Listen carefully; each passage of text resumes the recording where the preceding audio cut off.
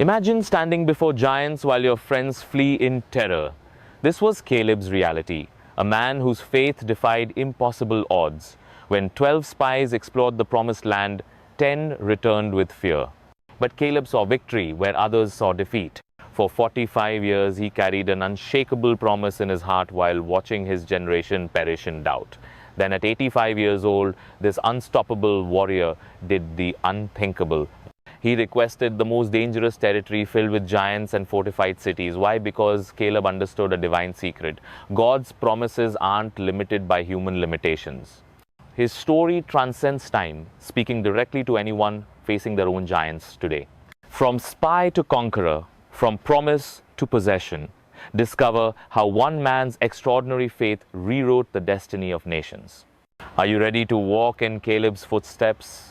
The desert sun was blazing overhead when God spoke to Moses with a command that would change the course of history. In Numbers 1:3-2, the Lord's voice carried the weight of destiny. Send some men to explore the land of Canaan, which I am giving to the Israelites. From each ancestral tribe, send one of its leaders. This wasn't just another ordinary mission in the wilderness. This was divine reconnaissance, a sacred assignment that would determine whether an entire generation would enter their promised inheritance or die in the sand. Moses understood the gravity of this moment. For decades, the Israelites had wandered through the harsh wilderness, sustained only by God's miraculous provision and the hope of reaching the land promised to their forefathers. Now, after so many years of waiting, dreaming, and trusting, they were finally going to see their inheritance with their own eyes. The land that Abraham had walked, where Isaac had dug wells and Jacob had wrestled with angels, this sacred territory was about to be explored by 12 chosen representatives. The selection process began with careful deliberation. Moses couldn't just pick anyone for this crucial mission. He needed men of proven courage, unshakable wisdom, and natural leadership abilities. These 12 individuals would carry the hopes and fears of over 2 million people on their shoulders. From each of the 12 tribes of Israel, Moses would choose one representative. Men who had already demonstrated their ability to handle pressure and make sound decisions under the most challenging circumstances. When it came time to select someone from the tribe of Judah, one name emerged above all others: Caleb, son of Jephunneh. Numbers 13-6 officially records his appointment from the tribe of Judah, Caleb, son of Jephunneh.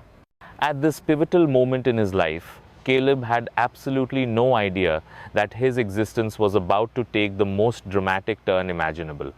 He was simply a faithful man, deeply committed to serving both his people and his God with unwavering dedication. Little did this humble tribal leader realize that this single assignment would not only define his personal destiny, but would also determine the fate of an entire generation of God's chosen people. The atmosphere in the camp was electric with anticipation.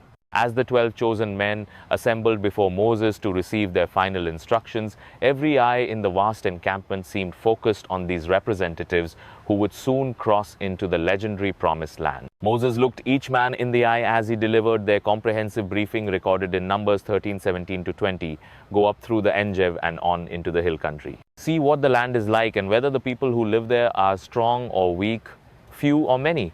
What kind of land do they live in? Is it good or bad? What kind of towns do they live in? Are they unwalled or fortified? How is the soil? Is it fertile or poor? Are there trees in it or not? Do your best to bring back some of the fruit of the land.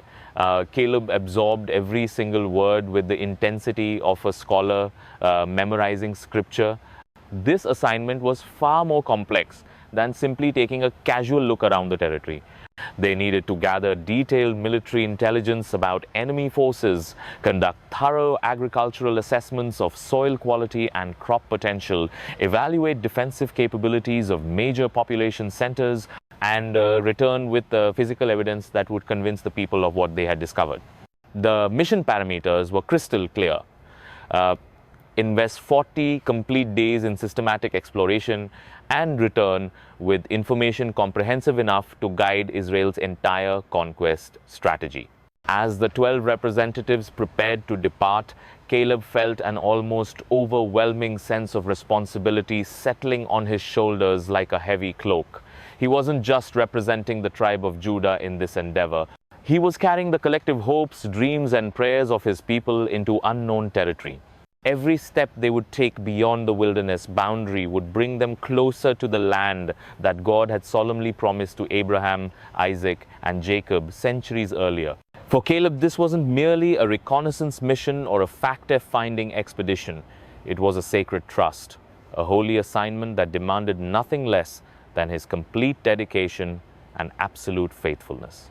The morning of departure arrived with unusual clarity in the desert air. As the 12 men shouldered their packs and checked their supplies one final time, Moses offered a blessing that would echo in their hearts throughout the dangerous weeks ahead. The entire camp watched in reverent silence as these chosen representatives disappeared beyond the horizon, carrying with them the destiny of a nation and the fulfillment of promises made to their forefathers generations before. The moment the 12 spies crossed the invisible boundary line into Canaan, they found themselves stepping into a world that seemed almost too wonderful to be real. The stark, barren wilderness they had known for so many years gave way instantly to a landscape of breathtaking abundance and fertility. Everywhere their amazed eyes looked, they discovered compelling evidence of God's incredible blessing resting upon this territory. The rich, dark soil practically begged to be cultivated. The lush vegetation grew with supernatural vigor, and the very atmosphere seemed to pulse with life and promise. Numbers 13:27 would later perfectly capture their overwhelming amazement. It does flow with milk and honey. Their divinely guided journey eventually led them to a location that would become absolutely legendary in Israel's history. The magnificent valley of Eshko. Here in this fertile depression between rolling hills, Caleb and his astonished companions made a discovery that completely defied their wildest imagination. Massive grape clusters hung from sturdy vines like purple jewels, so perfectly formed and impossibly large that they appeared almost supernatural in their perfection. These weren't ordinary grapes grown in typical Middle Eastern vineyards. They were undeniable evidence of a land that had received God's special blessing beyond anything they had ever witnessed or even dreamed possible. Caleb stood in speechless wonder as his fellow spies examined the extraordinary fruit with trembling hands. Individual grapes were larger than dates, clusters were heavier than newborn lambs, and the sweet aroma that filled the air was intoxicating in its richness. But the miraculous abundance wasn't limited to grapes alone. They discovered pomegranates that seemed to glow with inner fire, their ruby red seeds bursting with juice sweeter than honey. Figs hung heavy on their branches, so perfectly ripe that they seemed ready to burst with concentrated sweetness. Every single tree, every flourishing vine, every cultivated field told exactly the same incredible story. This was truly a land where God's blessing flowed like mighty rivers after spring rains. As the days of exploration continued, Caleb made careful mental notes of everything his experienced eyes observed. Crystal clear streams of fresh water cut meandering paths through fertile valleys that stretched beyond the horizon. Terrace hillsides were completely covered with mature olive groves and productive vineyards that spoke of centuries of careful cultivation. Fields of grain stretched as far as human sight could reach, their golden waves promising harvests that could feed armies.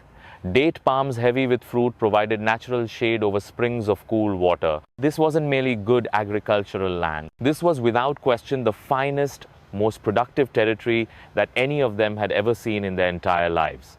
But the land of Canaan held far more than just agricultural wonders and natural abundance. As the 12 spies ventured deeper into the heart of this contested territory, they began encountering the current inhabitants who called this blessed land their home. What they discovered would test their faith, courage, and trust in God's promises to the very foundation of their beings.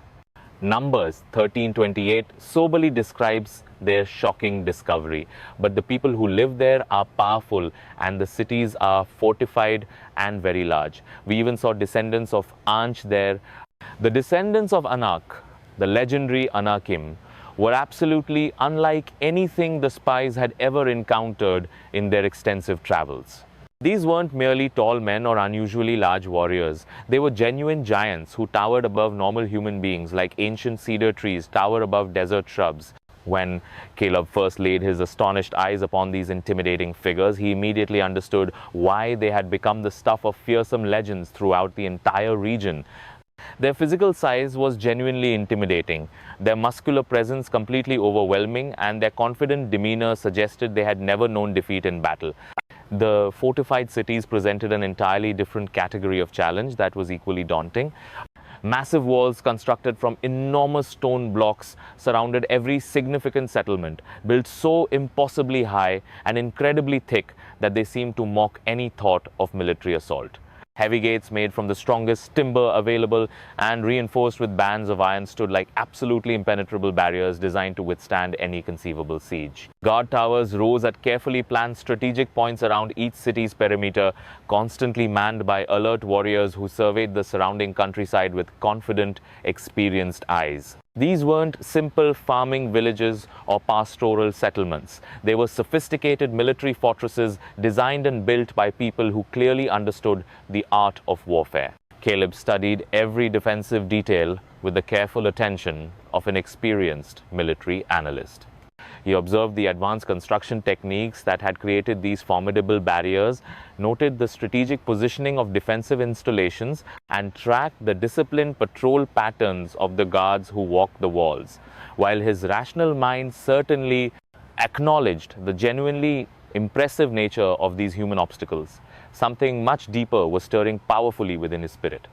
These giants and walls were undeniably real, physically present, and militarily significant. But so was the Almighty God of Israel, who had already demonstrated his power through countless miraculous interventions. As Caleb watched the Anakim going about their daily routines with casual confidence, he found his thoughts focusing not on their intimidating physical size, but on the unlimited power of the God who had already promised this land to Abraham's descendants. After completing 40 days of the most thorough exploration any of them had ever conducted, the time finally came for the 12 representatives to return to the anxiously waiting Israelite camp. They had systematically gathered all the detailed intelligence that Moses had specifically requested, but they recognized the absolute necessity of bringing back concrete, undeniable proof of everything they had witnessed during their remarkable journey. Numbers 13:23 provides us with exact details of their solution. When they reached the valley of Eshcol, they cut off a branch bearing a single cluster of grapes. Two of them carried it on a pole between them along with some pomegranates and figs. The incredible sight of two strong grown men struggling under the weight of a single cluster of grapes was something that would be burned into the memory of everyone who witnessed it. Caleb personally helped secure the massive swaying fruit to a sturdy carrying pole, marveling once again at its extraordinary size and surprising weight. This wasn't simply fruit they were transporting back to camp. This was living, tangible proof that God's ancient promises to their forefathers were absolutely real and completely reliable.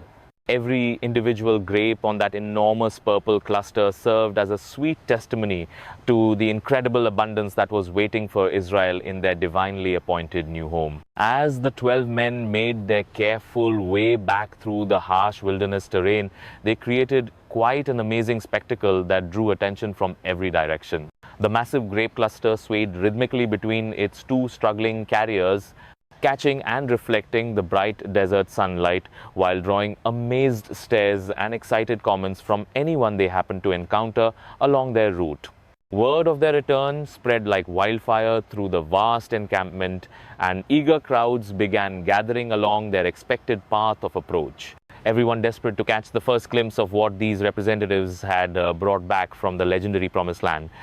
When the 12 spies finally arrived at the camp's central area, thousands upon thousands of eager, upturned faces pressed forward from every direction, hoping to see what physical evidence they had managed to bring back from their mysterious journey. Moses waited patiently at the very center of the growing crowd, his experienced eyes immediately drawn to the incredible fruit display that seemed to defy natural explanation. But Caleb's observant gaze noticed something else that was equally significant in the sea of faces surrounding them: hope mixed with deep anxiety, excitement tempered by underlying fear.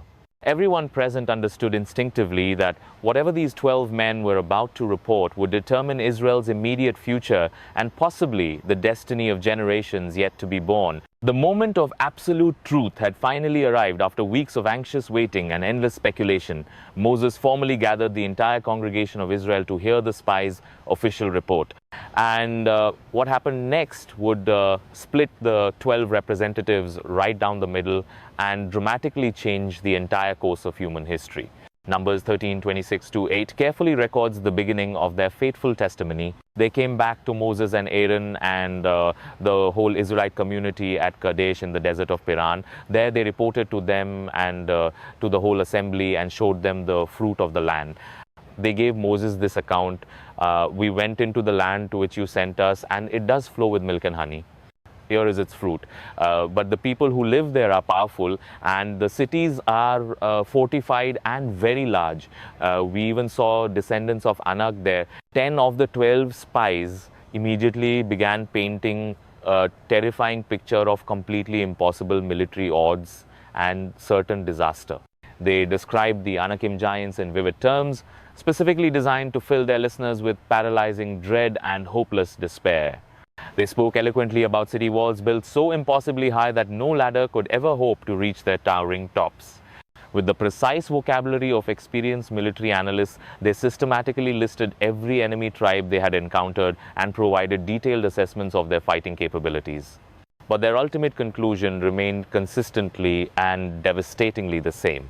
Military conquest was absolutely impossible, and attempting it would result in complete annihilation. Caleb listened to his fellow representatives with steadily growing concern and deep disappointment. Yes, they had all seen the same intimidating giants with their own eyes. Yes, the defensive cities were genuinely fortified beyond anything they had previously encountered. But his companions were completely missing the most important point of their entire mission. They were describing human obstacles and military challenges as if the Almighty God of Israel simply didn't exist or had somehow lost his power. Numbers 13:31 captures their fearful, faithless conclusion with devastating clarity. We can't attack those people. They are stronger than we are. But Caleb's perspective was entirely radically different from the majority opinion being expressed around him.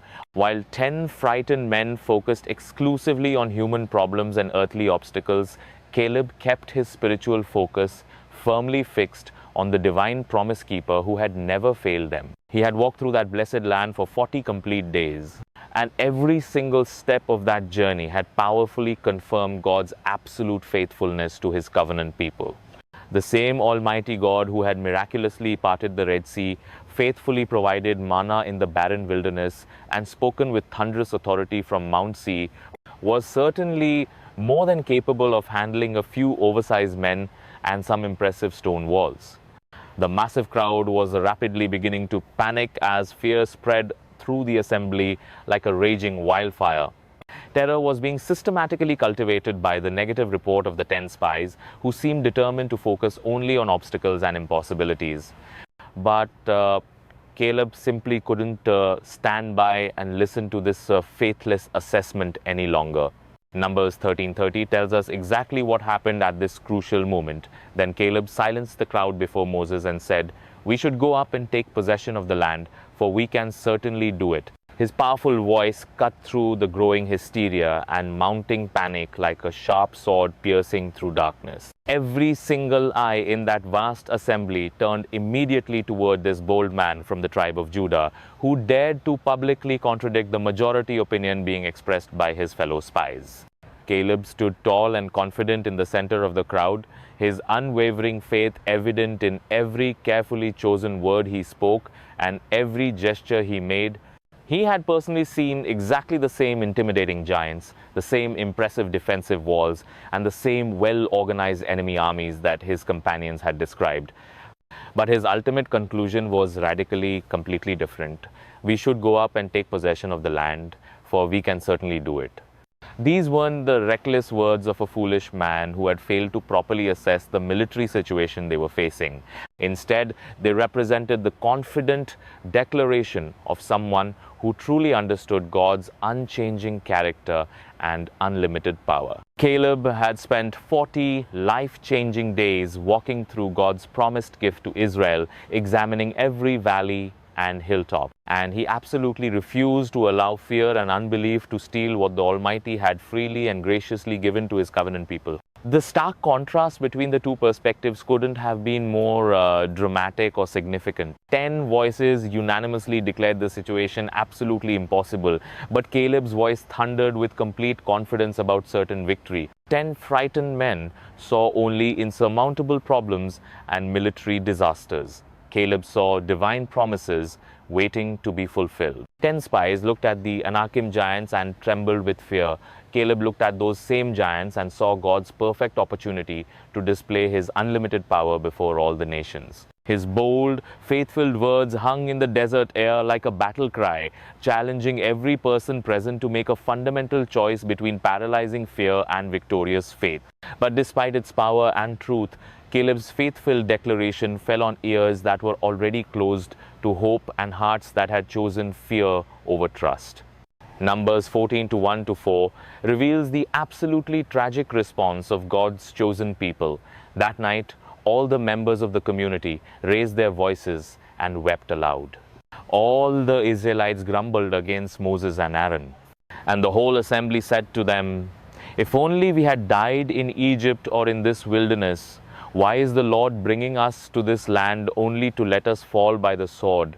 Our wives and children will be taken as plunder. Wouldn't it be better for us to go back to Egypt?" And they said to each other, "We should choose a leader and go back to Egypt." The people's complete rebellion and rejection of God's promise broke Caleb's faithful heart into pieces. These were the same people he had risked his life to serve, the same nation he had represented with such dedication during those 40 dangerous days in enemy territory. Now they were consciously choosing the familiar slavery of Egypt over the freedom of the promised land, paralyzing fear over victorious faith, human reasoning over divine promises. All around him, Caleb heard thousands of voices calling for immediate retreat, for a shameful return to the very bondage from which God had miraculously delivered them. The very people whom the Almighty God had rescued from Pharaoh's brutal whips and impossible slavery were now actually begging to return to their former chains and hopeless oppression. God's response to this faithless rebellion was both swift and absolutely decisive. Numbers 14:26-35 records the divine judgment that would define an entire generation. The Lord said to Moses and Aaron, "How long will this wicked community grumble against me? I have heard the complaints of these grumbling Israelites. So tell them, as surely as I live, declares the Lord, I will do to you the very thing I heard you say. In this wilderness, your bodies will fall. Every one of you, 20 years old or more, who was counted in the census and who has grumbled against me. Not one of you will enter the land I swore with uplifted hand to make your home except Caleb, son of Jephunneh, and Joshua, son of Nun." 40 years of wilderness wandering. An entire generation would walk in circles through the harsh desert until every single faithless, complaining voice was permanently silenced by death. But not Caleb. Numbers 14:24 contains God's special personal promise to his faithful servant. "But because my servant Caleb has a different spirit and follows me wholeheartedly, I will bring him into the land he went to, and his descendants will inherit it." The man who had dared to believe God's promises when everyone else chose doubt would live to see every word fulfilled exactly as promised. In the midst of Israel's crushing judgment and overwhelming despair, God spoke words that would sustain Caleb through the darkest decades of his life. While the entire nation faced the devastating consequence of 40 years in the wilderness, the Lord made a personal promise to his faithful servant that would become the foundation of everything that followed. Numbers 14:24 carries the divine assurance that would become Caleb's anchor of hope through every storm. "But because my servant Caleb has a different spirit and follows me wholeheartedly, I will bring him into the land he went to, and his descendants will inherit it." These weren't just comforting words spoken in a moment of crisis to ease the pain of national judgment. They were God's unbreakable covenant with a man who had dared to believe when everyone else chose fear over faith. The Almighty had looked deep into Caleb's heart and seen something extraordinary that set him apart from his entire generation. A different spirit, a wholehearted devotion that burned like an eternal flame, even in the face of impossible circumstances. While millions of his countrymen would die in the desert sand over the coming decades, Caleb would live to walk again in the land of milk and honey that had captured his imagination during those 40 days of exploration. The divine promise carried two incredible guarantees that would shape every decision and sustain every hope for the rest of Caleb's long life. First, he would personally see the promised land again, not just as a spy looking longingly from the outside, but as a victorious conqueror, claiming his rightful inheritance with his own weathered hands. Second, his descendants would inherit the very territory he had explored with his own feet. The specific hills and valleys that had filled his eyes with wonder during that legendary reconnaissance mission. The land that had seemed like paradise during those 40 days would become his family's eternal possession, passed down from generation to generation as a testimony to faithful patience. Caleb held these divine words close to his heart as the harsh reality of their situation settled like a heavy blanket over the camp. Around him, people wept and mourned for the opportunities they had lost. But inside his spirit, something unshakable had taken root and begun to grow.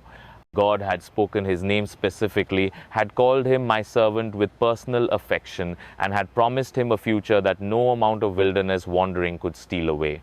This wasn't just hope born of human optimism. This was heaven's guarantee, written in the eternal records of divine faithfulness, signed with the unchanging character of the Almighty himself. As the long years of wandering began to stretch endlessly before them, Caleb faced a choice that would define his character and determine his legacy. Would he become bitter and resentful like the masses around him? Or would he remain faithful to the God who had promised him a glorious future? Day after day, month after month, year after year, through every season of difficulty and disappointment, Caleb chose faith over frustration, hope over despair, and trust over complaining. While voices around him constantly grumbled about their circumstances and questioned God's goodness, Caleb's voice remained steady, encouraging, and filled with unwavering confidence in God's perfect plan and timing. The harsh wilderness tested everyone's patience and challenged every person's resolve, but it seemed to strengthen Caleb's character and deepen his trust in divine providence. When others complained bitterly about eating the same manna every single day, Caleb thanked God for his faithful provision and never failing care. When people criticized Moses for leading them into this seemingly endless journey through barren wasteland, Caleb stood firmly beside God's chosen leader, offering support and encouragement during the most difficult and discouraging moments. His loyalty to divine authority never wavered. His faith in God's promises never dimmed, and his hope in ultimate victory never died.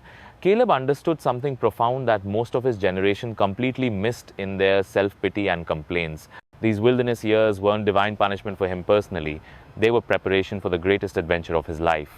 While others saw only endless sand dunes and scorching sun, Caleb saw God's training ground where he was being shaped into the warrior he needed to become. Every challenge was making him stronger and more resilient. Every trial was building his character and deepening his dependence on God. And every day of waiting was bringing him one step closer to the fulfillment of God's promise. His example spoke louder than any sermon could ever preach. Young men throughout the camp watched carefully how Caleb handled disappointment with grace and dignity, how he faced hardship with courage and determination, and how he treated difficult people with patience and kindness. Women observed how he honored his wife and family, even in the harsh desert conditions, maintaining his role as provider and protector despite the challenging circumstances. Children were fascinated by how he never lost his joy and infectious optimism, never stopped believing in God's goodness, and never gave up on the promises that seemed so far away. In a generation marked by constant complaints and repeated rebellion, Caleb shone like a bright star in the darkness, pointing others toward faith and hope. The wilderness years were marked by divine judgments that fell like devastating hammer blows upon the rebellious generation, each one serving as a sobering reminder that God's patience with persistent disobedience had very real limits. Caleb watched in genuine sorrow as plague after plague swept through the camp like wildfire, taking the lives of those who had consistently chosen unbelief over faith and rebellion over obedience. Numbers 1649 records one such devastating judgment that shook the entire nation. But 14,700 people died from the plague, in addition to those who had died because of Korah. Each deadly outbreak served as a grim but necessary reminder that the holy God of Israel would not tolerate indefinite rebellion against his authority and purposes. During the famous rebellion led by Korah against Moses' divinely appointed authority, Caleb stood firmly with the man God had chosen to lead them through the wilderness. While 250 prominent men offered unauthorized incense in direct defiance of God's established order and were instantly consumed by fire from heaven, Caleb remained safely in Moses' camp, protected by his unwavering loyalty to God's appointed leadership structure. When the earth miraculously opened its mouth and swallowed Korah's entire family alive, along with their tents and possessions, Caleb witnessed firsthand the terrifying power of divine justice against those who dared to challenge God's established order and authority. The bronze serpent incident brought yet another wave of death and destruction sweeping through the camp like an unstoppable flood. Numbers 21-6 tells us with stark clarity, "Then the Lord sent venomous snakes among them. They bit the people, and many Israelites died, while others had complained bitterly about their food and spoken boldly against both God and Moses." Caleb had remained consistently grateful for God's provision and faithful to his leaders. When the deadly serpents came slithering through the camp with their fatal venom, he was supernaturally protected from their bite by his continued trust in the Lord's wisdom and provision. Year after year, decade after decade, Caleb watched his peers and contemporaries fall to various divine judgments, military conflicts, and natural deaths. The 10 men who had spread the evil report about the promised land died of plague immediately after their faithless testimony. Others perished in battles against enemy tribes, in various rebellions against divine authority, and through direct divine interventions that demonstrated God's holiness. Each funeral served as a sobering reminder that God's word was being fulfilled exactly as he had spoken it. And an entire generation was slowly but surely passing away in the wilderness, just as the Lord had solemnly declared in his righteous judgment.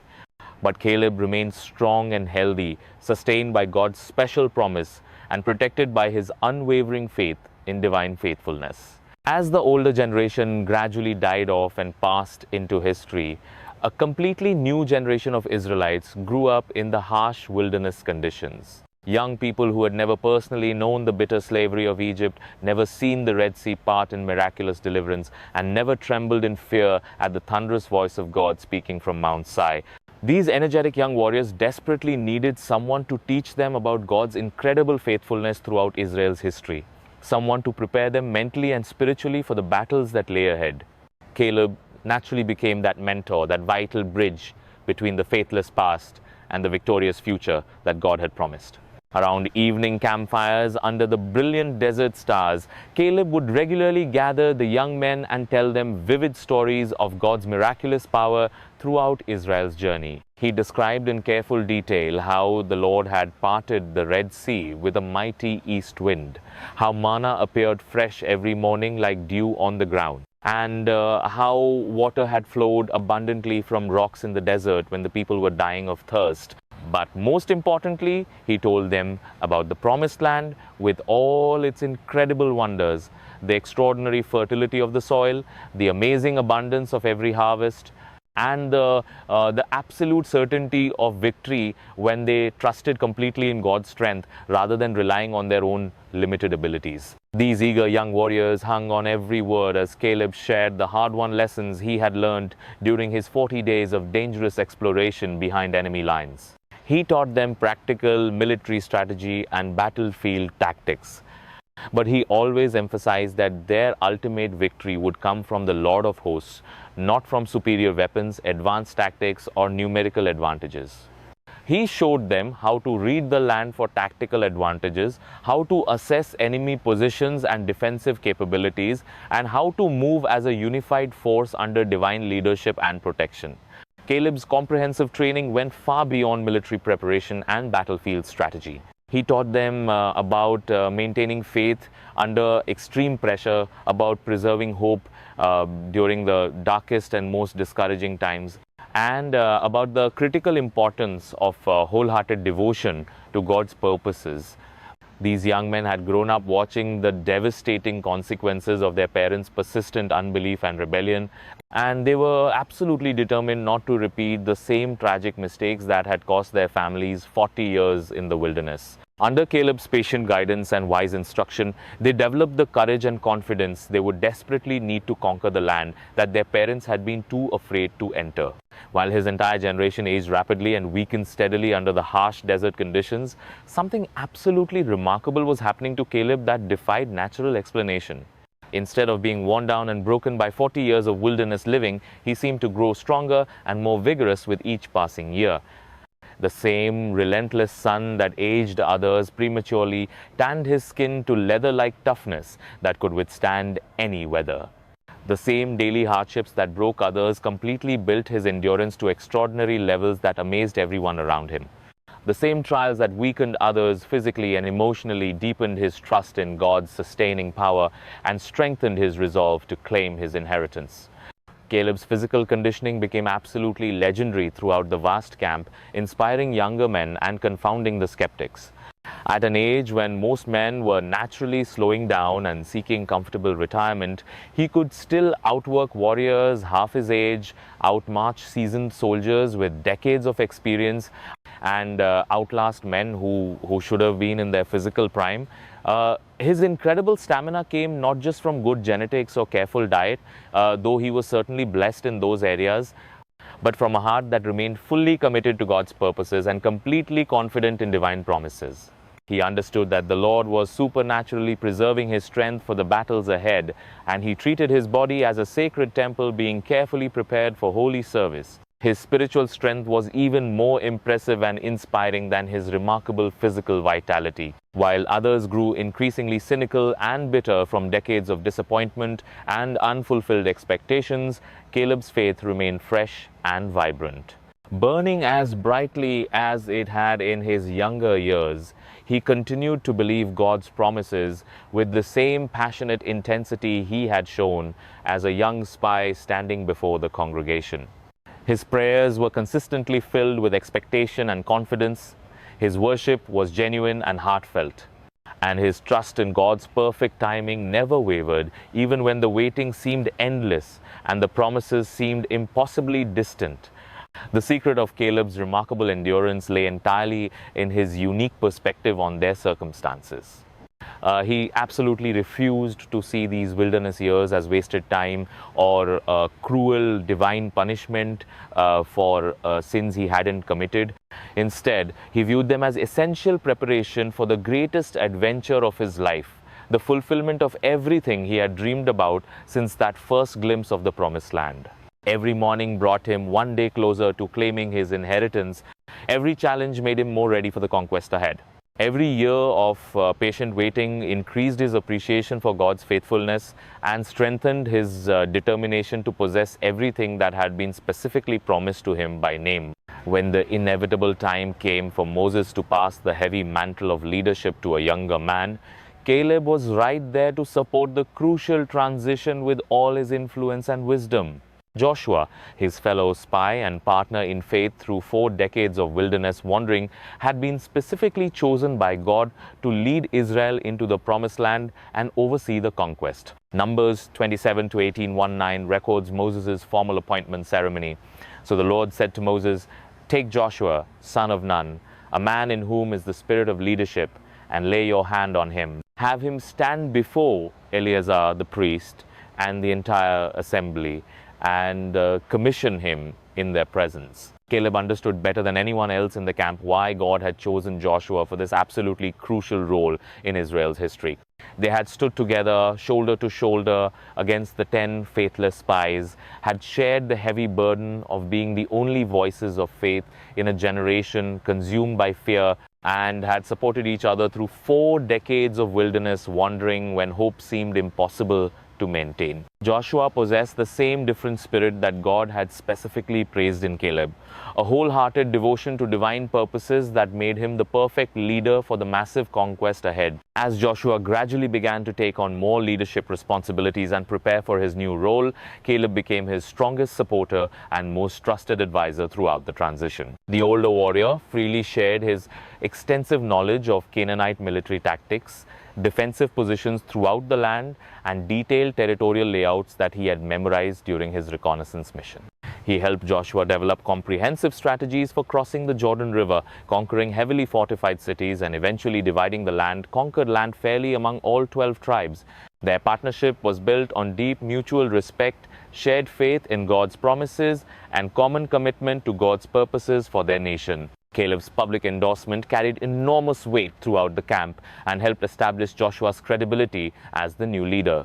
The younger generation had watched Caleb remain faithful through every conceivable trial, had seen him maintain his strength and vision through 4 decades of seemingly endless waiting, and had heard him consistently proclaim God's promises with unwavering confidence, even when circumstances seemed hopeless. When Caleb publicly supported Joshua's leadership and urged the people to follow their new commander, it gave Joshua instant credibility and helped unite the entire nation behind their divinely appointed leader.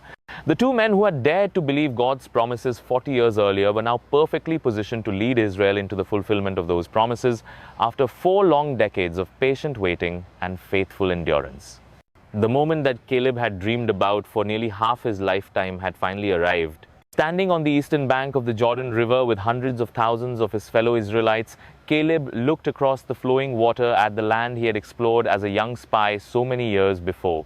The same hills where he had walked in wonder, the same fertile valleys where he had marveled at God's incredible abundance, the same contested territories where he had seen intimidating giants.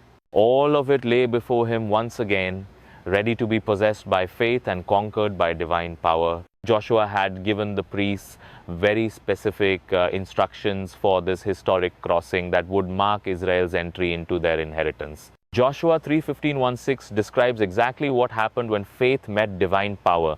Now the Jordan is at flood stage all during harvest. Yet, as soon as the priests who carried the ark reached the Jordan and their feet touched the water's edge, the water from upstream stopped flowing.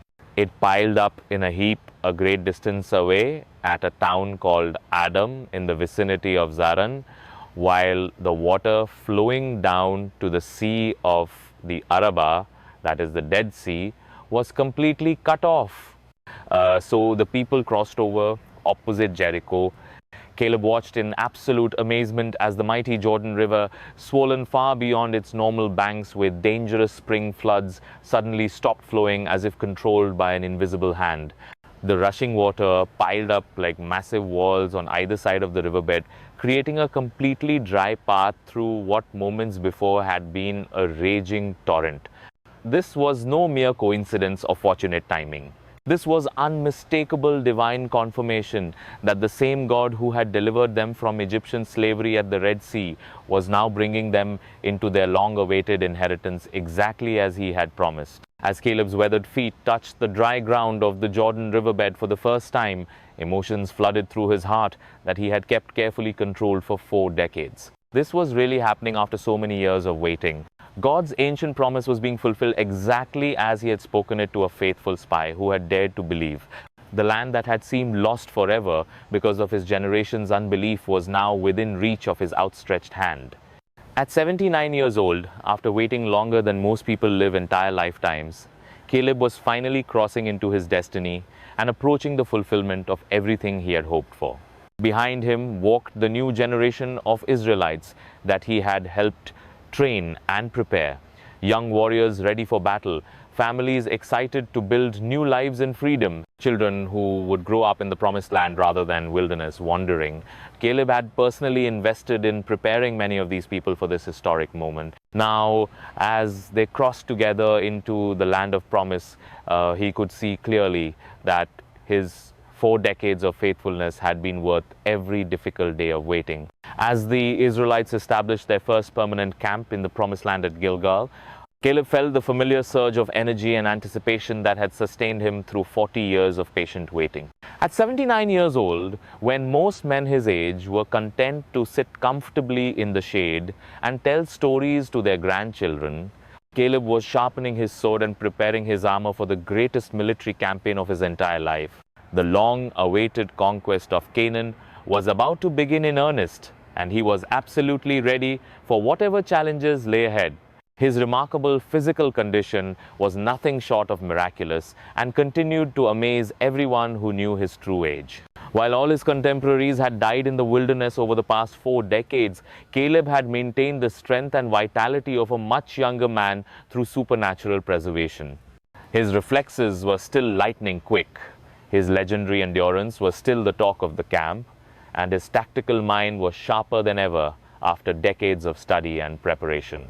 God had clearly preserved him, and not just to enter the promised land as a passive observer, but to fight for it actively, to conquer it personally, and to claim his specific inheritance with his own weathered but capable hands. The younger warriors looked to Caleb with a unique mixture of deep respect and genuine amazement. Here was a living legend who personally remembered the giants they were about to face in battle, who had walked through the very cities they were now preparing to conquer, and who possessed 4 decades of additional wisdom and experience that no one else could claim. His quiet confidence was absolutely contagious throughout the ranks. His unshakable faith was an inspiration to everyone around him, and his unwavering determination filled the entire army with courage for the battles ahead. Caleb spent his days preparing for the coming battles with the same methodical and thorough approach he had used during his wilderness years. He studied detailed maps of the terrain, planned comprehensive strategies for various scenarios, and consulted regularly with Joshua about the upcoming campaigns and their specific objectives. But underneath all the careful military preparation and strategic planning, his heart was focused on one specific goal that had sustained him through decades of waiting, claiming the mountain region of Hebron, where the giants lived. That challenging territory would be his inheritance, his personal reward for 44 years of unwavering faith in God's promises.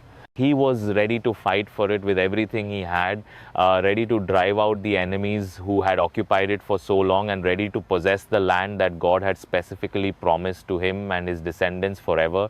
The conquest of Canaan was well underway when Caleb made his way to Joshua's tent with a request that had been burning in his heart for 45 long years.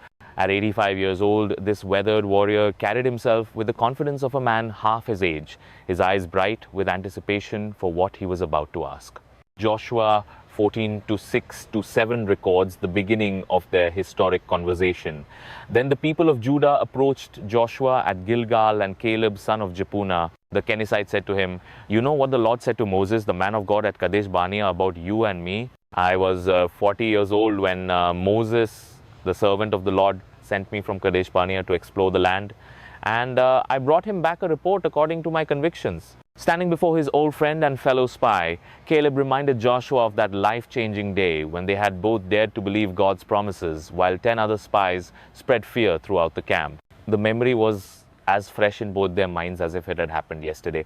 The massive grape cluster, the intimidating giants, the fortified cities, and most importantly, the divine promise that had sustained them through decades of wilderness wandering. Caleb's voice carried the weight of decades as he spoke, but also the excitement of a man who knew his moment had finally come. Joshua listened carefully as Caleb continued his reminder, recorded in Joshua 14:8-9. "But my fellow Israelites who went up with me made the hearts of the people melt in fear. I, however, followed the Lord my God wholeheartedly.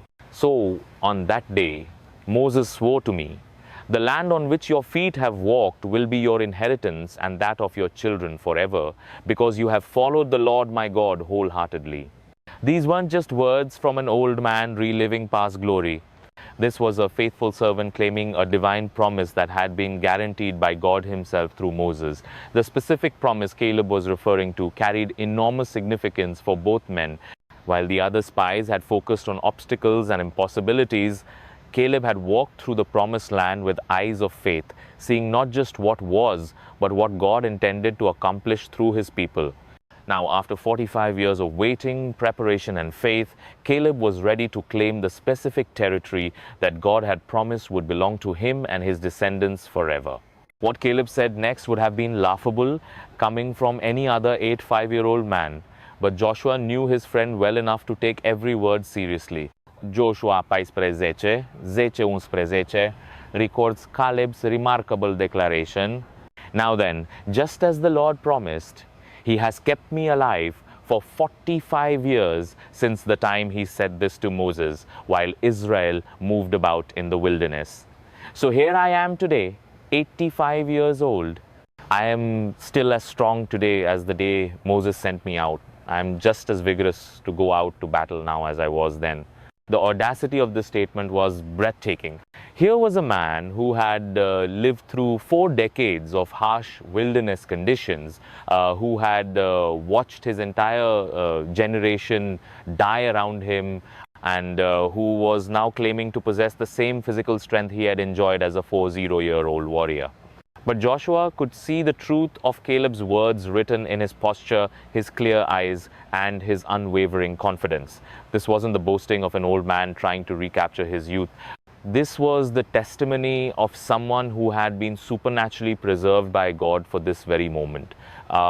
Caleb's vitality wasn't just physical, it was spiritual and emotional as well. While other men his age would have been content to rest and enjoy their remaining years in peace, Caleb burned with the same passion for God's purposes that had sustained him since his youth. His strength wasn't fading with age. If anything, it seemed to be growing stronger as he approached the fulfillment of God's promise.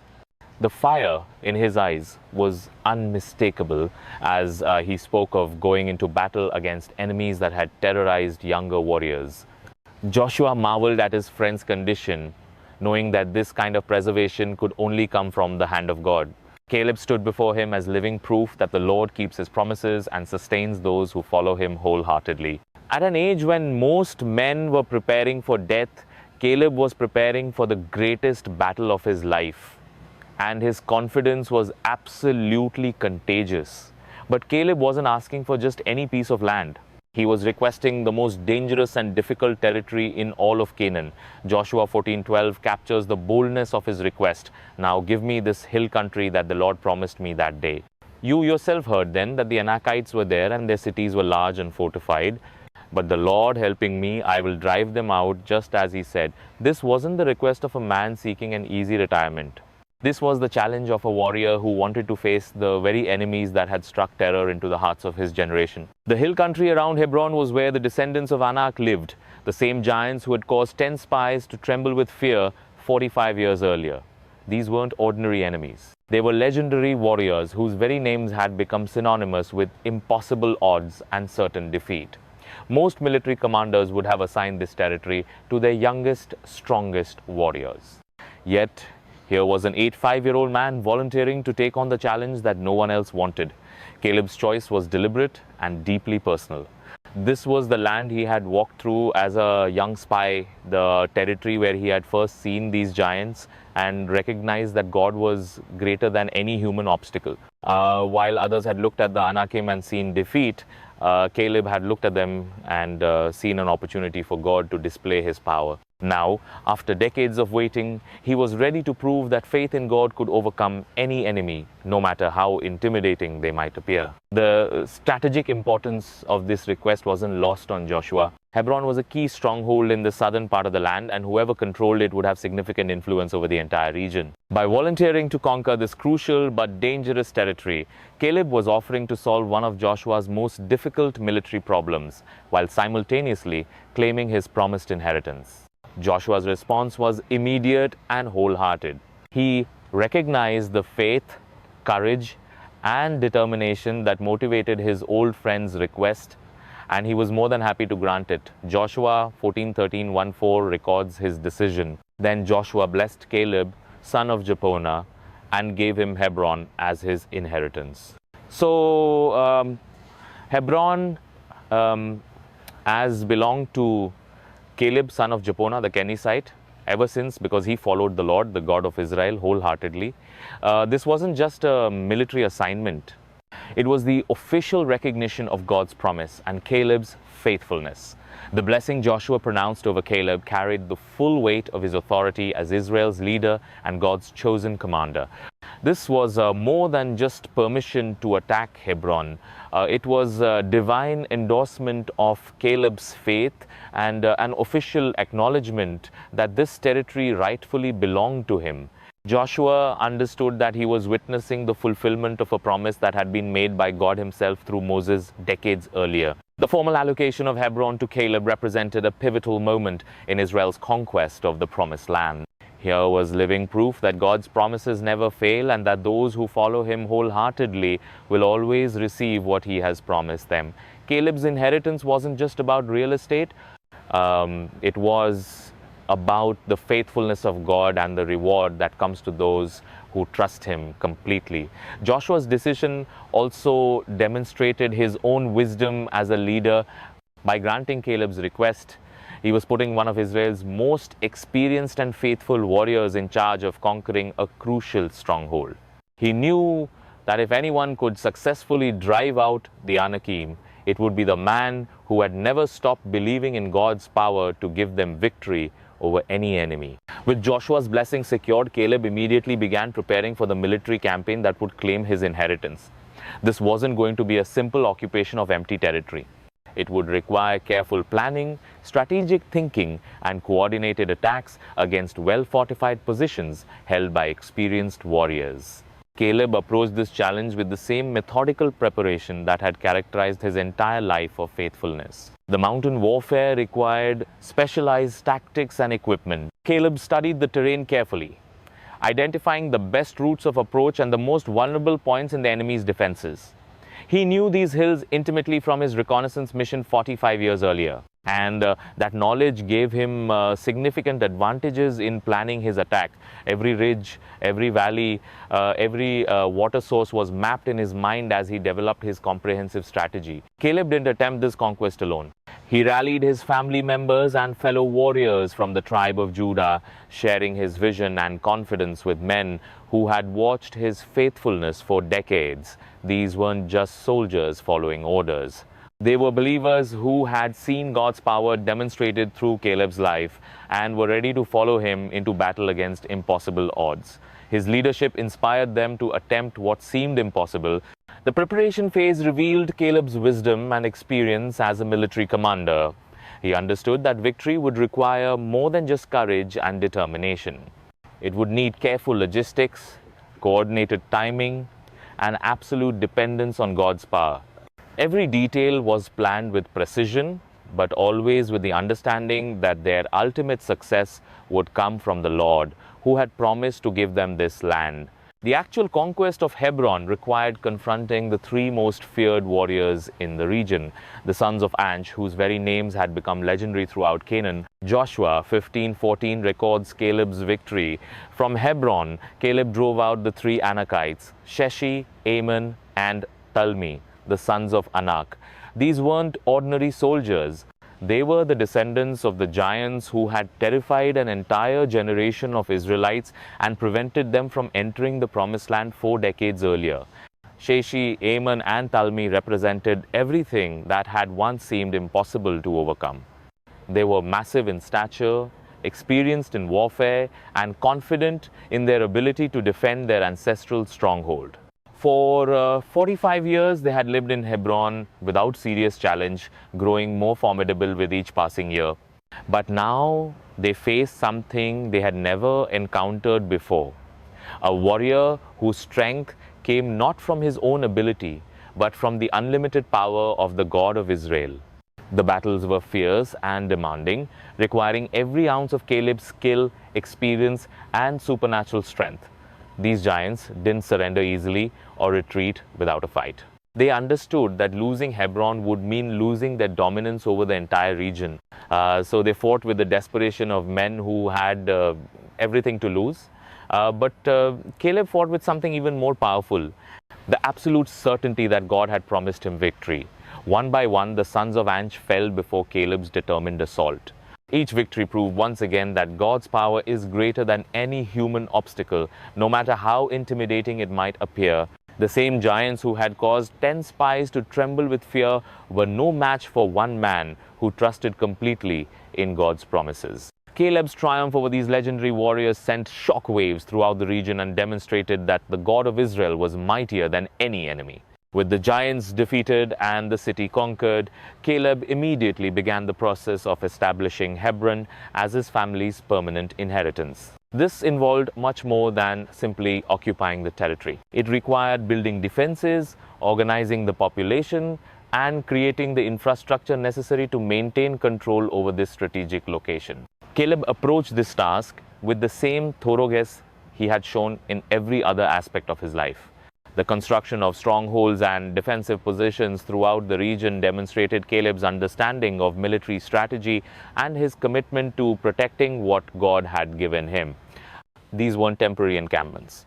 They were permanent installations designed to secure his family's possession of this territory for generations to come. Every fortress was built with the future in mind, creating a lasting legacy that would benefit his descendants long after he had passed away. Caleb's administration of Hebron revealed his wisdom as a leader and his heart as a servant of God. He established just governance, fair treatment of the local population, and systems that would promote prosperity and peace throughout the region. His rule wasn't characterized by harsh oppression or exploitation, but by the same wholehearted devotion to God's principles that had marked his entire life. The transformation of Hebron from a stronghold of giants into a center of Israelite power and influence represented the complete fulfillment of God's promise to Caleb. The land that he had walked as a young spy was now permanently his family's inheritance, secured not by his own strength alone, but by the faithfulness of the God who had promised it to him. Every building, every field, every well became a testimony to divine faithfulness and the reward of patient trust.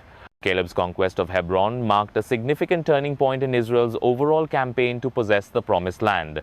Joshua 14:15 concludes the account with these significant words, "Then the land had rest from war." This wasn't just a local victory. It was a contribution to the peace and security of the entire nation. By eliminating one of the most formidable strongholds of resistance, Caleb had helped bring an end to the major military campaigns that had consumed Israel's energy and resources. The strategic importance of Hebron's conquest extended far beyond its immediate military value.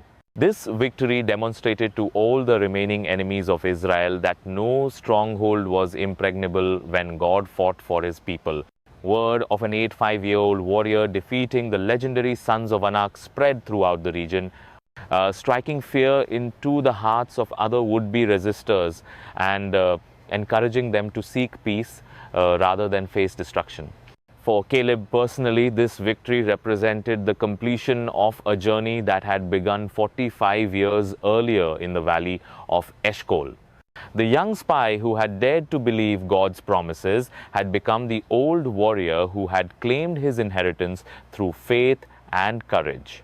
Every year of waiting, every challenge of the wilderness, every moment of preparation had led to this triumphant conclusion. The peace that followed Caleb's victory was more than just the absence of warfare. It was the presence of God's blessing on a people who had finally learned to trust him completely. Caleb's example had shown an entire generation that wholehearted faith in God's promises always leads to victory, no matter how impossible the circumstances might appear or how long the waiting might last. If Caleb's story has inspired your faith and reminded you of God's faithfulness, please hit that subscribe button and ring the notification bell so you never miss our biblical stories. Share this video with someone who needs